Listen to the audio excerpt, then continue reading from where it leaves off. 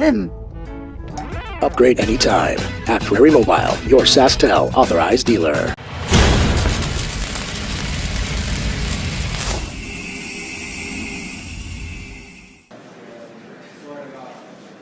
A day later, what kind of series? Your thoughts on it? Well, it's disappointment. At the end of the day, we had a great regular season, and I don't want to have the playoffs and the disappointment and everything take away from what we accomplished here. And we had, I don't know how many guys have career seasons this year, and particularly for Josh Dixon and I have been here for 3 years to see the progression some of these guys have made through the 3 years we've been here. You look at a guy like Dyson Stevenson, 16 to 38 goals. I mean, nobody can see that coming, and real proud that I was able to see that and be a part of it. And we had a lot of guys obviously step up and add to the resume here this year. We get to hang a banner. Started out 1-5. Nobody thought we had a snowball's chance of making the playoffs this year, and then we kind of added to that by going 1-5 to start the year. Turned it around. Won 39 games.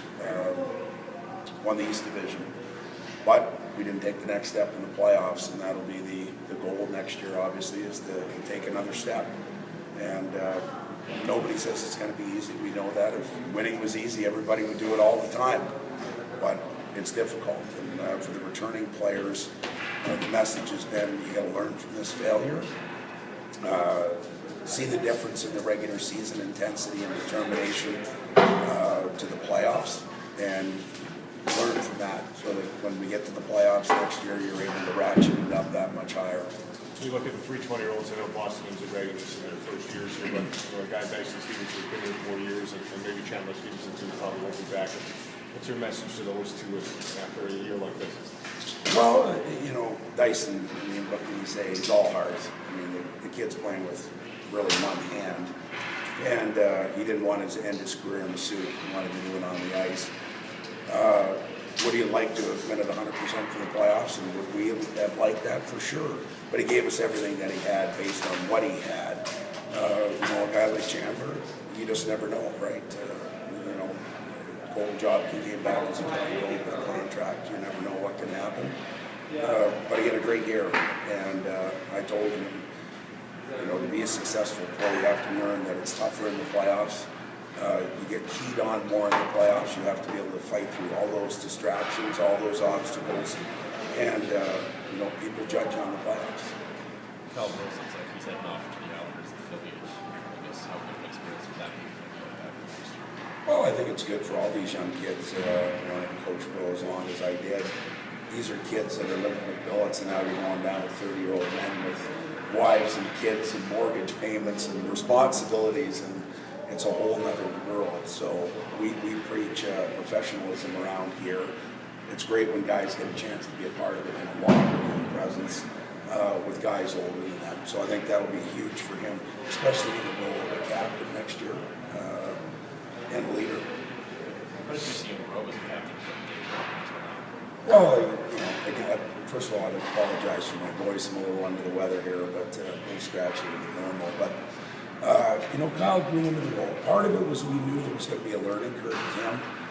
This team hadn't had a young captain in a long, long time, and he got some great advice from guys like Dyson and Lear, and he was able to learn and grow. I think he'll be that much better next year. How do you go about that process of taking something from this Malcolm when the last memory kind of tends to be the prevailing one, isn't it? Well, you got to take emotion out of it too, Greg. I'm an emotional guy. I'm an intense guy. There's no question. I think you guys know that.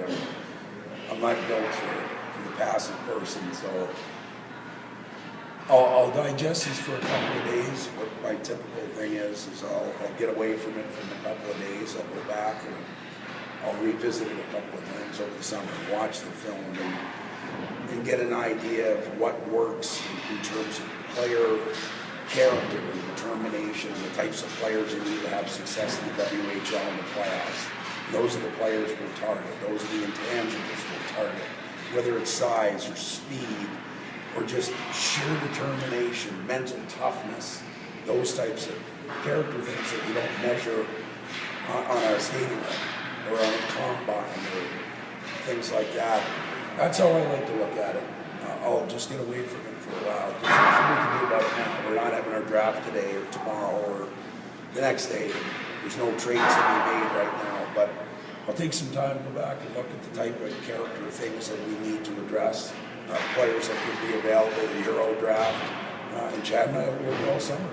When things go the way they did in the playoffs, do you, as a coach, do you look at yourself and things that you can do differently? Well, I've said this to a couple of different people. I think this is the hardest I work personally, and the most hours I've ever put into playoff preparation ever. But you know, sure. I mean, I'd like to have maybe done something differently here or there. But hindsight's 20/20, and again, it's maybe just based on emotion. It's better to take some time and go back and look.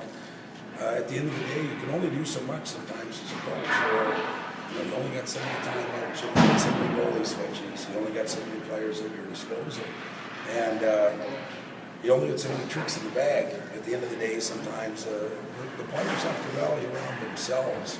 And in this league, you win with your older players. You really do. They're the ones that drive the bus. And I think the majority of our guys would say maybe they didn't have the playoffs that they wanted. What you see from a guy like Sam Steele coming up late in the season and getting some playoff action as well? How beneficial was that? Oh, it was great to be around. For a young kid, he's like, wow, I'm not in Kansas anymore type of thing. And, I'm playing against 20-year-old men out there on the ice and, get an opportunity to play in the biggest game of the year yesterday, and he played a prominent role. And he's a good young man.